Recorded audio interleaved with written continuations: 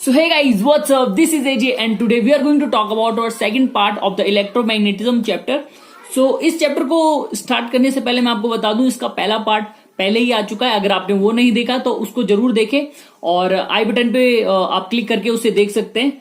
और जो नए सब्सक्राइबर हमारे साथ जुड़ रहे हैं उनको मैं बता दूं जो हमारी जो प्लेलिस्ट है मर्चेंट नेवी की उसमें अबाउट 25 के आसपास वीडियोस हैं, तो आप उन्हें भी जरूर चेक करें, उससे आपको बहुत हेल्प मिलेगी। और आप जब हम बात करते हैं इलेक्ट्रोमैग्नेटिज्म की तो ये चैप्टर आपने 12th में पढ़ा हुआ है और ये आपका फ्रेश चैप्टर है, तो इसको अच्छे से पढ़ें क्योंकि इससे बहुत क्वेश्चन आते हैं। और जो इस सेक्शन अगर आप अपना स्ट्रांग बना लेते हो तो आप इससे काफी नंबर स्कोर कर सकते हो।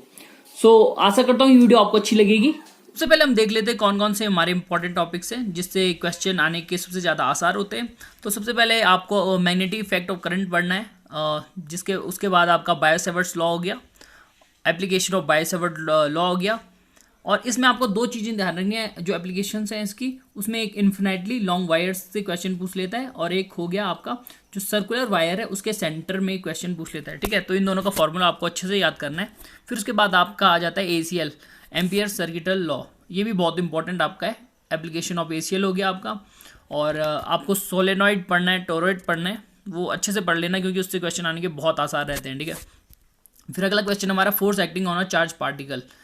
तो आपको अगर पता होगा अगर एक चार्ज पार्टिकल है और मैग्नेटिक फील्ड में तो उस पर एक फोर्स लगता है। ठीक है, फिर उसके फॉर्मूले को आगे डिराइव करके हमारा फ्रीक्वेंसी का फॉर्मूला आता है, टाइम पीरियड का फॉर्मूला आता है, वेलोसिटी का फॉर्मूला आता है। तो ये तीनों आपको याद करना है। डेरिवेशन आपको याद रखे या ना रखे लेकिन फॉर्मूले आपको याद रखना है। ठीक है, उसके बाद हमारे जो साइक्लोट्रॉन हो गया, गैल्वेनोमीटर हो गया, तो इनमें भी थोड़ा सा इनके प्रिंसिपल आपको पता होनी चाहिए जो बहुत इंपॉर्टेंट है। ठीक है, और अगला हमारा टॉक हो गया, टॉक का फॉर्मूला हो गया आपका force on current carrying wire, और ये बहुत इंपॉर्टेंट चीज़ है। इससे क्वेश्चन मेरे उसमें आया था, आपके उसमें भी आने के बहुत चांसेस हैं इसमें। ठीक है, इसका सीधे क्वेश्चन पूछ लेता है वो फॉर्मूला जो उसका होता है BIL sin थीटा होता है, तो सीधे वो क्वेश्चन पूछ लेता है इससे। ठीक है, जो अगला टॉपिक है हमारा वो है conversion of moving coil galvanometer. ये भी बहुत ज़्यादा इंपॉर्टेंट है। ठीक है, इसमें गैल्वेनोमीटर को हम वोल्ट मीटर और एमीटर में कन्वर्ट करते हैं और इसके लिए आपको उसकी जो प्रॉपर्टीज़ हैं वो पता होनी चाहिए। जैसे कि हमारा एमीटर में शंट लग जाता है पैरेलल में, वोल्ट मीटर में सीरीज में रेजिस्टेंस लग जाता है, तो ये चीज़ आपको पता होनी चाहिए। ठीक है, अगला है हमारा अर्थ मैग्नेटिक एलिमेंट। अर्थ के जो आपको हॉरिजॉन्टल कंपोनेंट, आपका वर्टिकल कंपोनेंट हो गया, तो इनको थोड़ा पढ़ लेना। फिर उसके बाद हमारा जो छोटे छोटे टॉपिक हैं वो है magnetic dipole, magnetic material, Lenz law, ये पढ़ लेना। ठीक है, ये भी इंपॉर्टेंट है। और जो हमारा है टाइप्स ऑफ इलेक्ट्रोमैग्नेटिक इंडक्शन, इसको भी अच्छे से पढ़ लेना। ठीक है, जो हमारे सेल्फ इंडक्टेंस हो गया, म्यूचुअल इंडक्टेंस हो गया, तो ये इसके अंदर आते हैं और ये भी बहुत इंपॉर्टेंट है। और जो लास्ट है हमारा अल्टरनेटिंग करंट, ये भी आपको पढ़ना पड़ेगा। पहला क्वेश्चन है the resistance of an ideal volt meter is.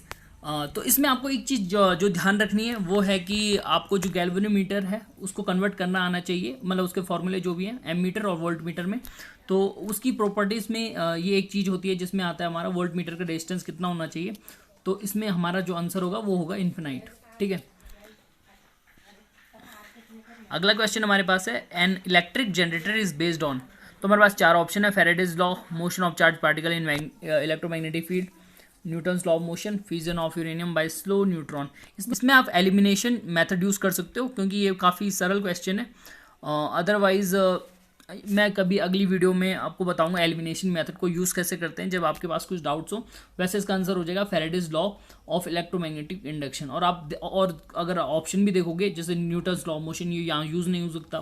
Fusion of uranium by slow neutron, ये भी यहाँ यूज़ नहीं हो सकता। जो हमारा रेडियो एक्टिविटी वाला है उसका ये एक पार्ट है।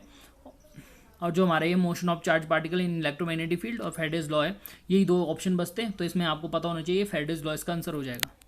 क्वेश्चन है Maxwell is the unit of. चार ऑप्शन हमारे पास दिए गए हैं, intensity of magnetisation, permeability, magnetic flux, magnetic susceptibility.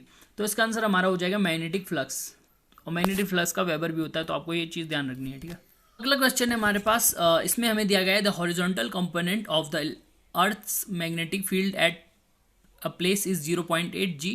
Find the magnitude of Earth magnetic field at the place where the magnetic needle is free to rotate in the vertical plane and it has an angle of dip 45 degree with the horizontal. तो इसमें आपको सबसे पहले पता होना चाहिए जो horizontal का फॉर्मूला क्या होता है। तो ये आप देख सकते हो, जो हॉरिजॉन्टल कंपोनेंट होता है वो हमारा कॉस थीटा होता है, और जो हमारा वर्टिकल कंपोनेंट है वो हमारा साइन थीटा हो गया, ठीक है। सो एंगल ऑफ डिप हमें 45 डिग्री दिया गया है, तो यहाँ पर हमारा जो हॉरिजॉन्टल कंपोनेंट में हो जाएगा तो हो जाएगा हमारा बी कॉस थीटा। तो हम बी को, अगर हमें मैग्नेटिक फील्ड निकालनी है तो बी कॉस टू कर देंगे एच अपॉन कॉस थीटा। तो एच हमें दिया गया है 0.8 और थीटा में 45 दिया गया था, तो कॉस थीटा हम कर लेंगे, तो हमारा आंसर आ जाएगा 1.13 जी। सो ये अगला क्वेश्चन हमारे पास है, जिसमें हमें एक वायर दी गई है जिसमें 10√2 एम्पियर की करंट फ्लो कर रही है, ठीक है, और एक एंगल बना रही है 45 डिग्री का with the uniform field 0.8 t। So हमें यहाँ पे निकालना है calculate the magnitude of magnetic force per unit length. Per unit length मतलब हमें 1 मीटर पे इसका मैग्नेटिक फोर्स निकालना है। तो हमें यहाँ पर एक फार्मूला पता होना चाहिए, F = BIL sin थीटा, और वो फार्मूला अगर हमें पता है तो हम इसका आंसर आराम से निकाल लेंगे। तो ये देख सकते हो आप, आई हमें गिवन है, थीटा हमें गिवन है, B = 0.8 t हमें दिया गया है, और जो हमारा लेंथ है वो हमें खुद से गैस करनी है क्योंकि पर यूनिट लेंथ दिया गया था, तो 1 मीटर हो जाएगा, ठीक है। तो F = BIL sin थीटा हम फॉर्मूला यूज कर देंगे, तो हमारा आंसर आ जाएगा 8 न्यूटन मीटर इनवर्स। जो अगला क्वेश्चन है इसमें पूछा गया है, अगर एक कॉइल है और उसकी हम नंबर ऑफ टर्न्स इंक्रीज कर दें तो स्ट्रेंथ ऑफ मैग्नेटिक फील्ड क्या होगी। इस पे 4 ऑप्शन आपको दिए गए हैं, decrease, increase, first increase then decrease या रिमेन अनचेंज्ड। तो उसके लिए आपको सबसे पहले फॉर्मूला पता होना चाहिए।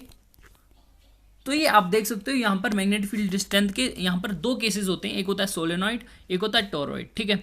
तो इस चीज़ में आपको ध्यान रखना है, जो उनका मैग्नेटिक फील्ड का फॉर्मूला होता है μ0 NI होता है, और दोनों में चेंजेस बस N में चेंजेस हो जाते हैं। जो हमारा पहले में है उसमें हो जाता है नंबर ऑफ टर्न पर यूनिट लेंथ, और जो दूसरा है number of turns upon 2πr जो उसका सर्कमफ्रेंस हो गया। और जो हमारा आपको पता है B is directly proportional to N number of turns, तो यहाँ पर इंक्रीज हो जाएगा, ठीक है। ये क्वेश्चन वैसे एकदम एग्जैक्ट मेरे एग्जाम में आया था, तो जस्ट मैंने इसको एक रेप्लिकेट करने की कोशिश की है यहाँ पर। तो आप देख सकते हो, if the number of turns in a solenoid changes to 5 times then what will be the new self inductance. तो सबसे पहले इसके लिए आपको पता होना चाहिए सेल्फ इंडक्टेंस का फॉर्मूला जो होता है μ0 N² AI/L, और जो म्यूचुअल इंडक्शन होता है उसमें आपको उसका भी फॉर्मूला पता होना चाहिए अगर ऐसा क्वेश्चन आ गया म्यूचुअल इंडक्टेंस के केस में, ठीक है। तो यहाँ पर आप देख सकते हो जो हमारा सेल्फ इंडक्टेंस है वो है डायरेक्टली प्रोपोर्शनल N² के। तो हम इसको इक्वेट कर लेंगे, L1 = N² और L2 = 25 N²। जो 5 हमारा था वो स्क्वायर होके 25 हो गया, ठीक है। तो हमारा जो L2 हो जाएगा वो हो जाएगा 25 L1, जो कि हमारा आंसर होगा। तो जैसे कि आपने इस चैप्टर में देखा, इसमें ज्यादा करके आपको जो क्वेश्चन मिलेंगे वो आपको फॉर्मूले से मिलेंगे, और आप जो इनके इंस्ट्रूमेंट है उनको भी एक बार अच्छे से पढ़ लेना, ये भी बहुत इंपॉर्टेंट है। इससे कभी कभी उसकी प्रॉपर्टी पूछ लेता है या प्रिंसिपल पूछ लेता है, तो ये भी आप अच्छे से याद कर लेना, ठीक है। और हमारा ये इलेक्ट्रोमैग्नेटिज्म का चैप्टर कंप्लीट हो चुका है, जिसमें 2 पार्ट है। पहला पार्ट अगर आपने नहीं देखा उसको बिल्कुल देखें, और ये एक ऐसा चैप्टर है जिसमें आप बहुत स्कोर कर सकते हो, क्योंकि आपने 12th में जस्ट पढ़ा हुआ है, तो जस्ट ये एक फ्रेश चैप्टर है। तो जस्ट इसको एकदम स्ट्रांग कर दो, जिससे आपके बहुत नंबर आ जाएंगे।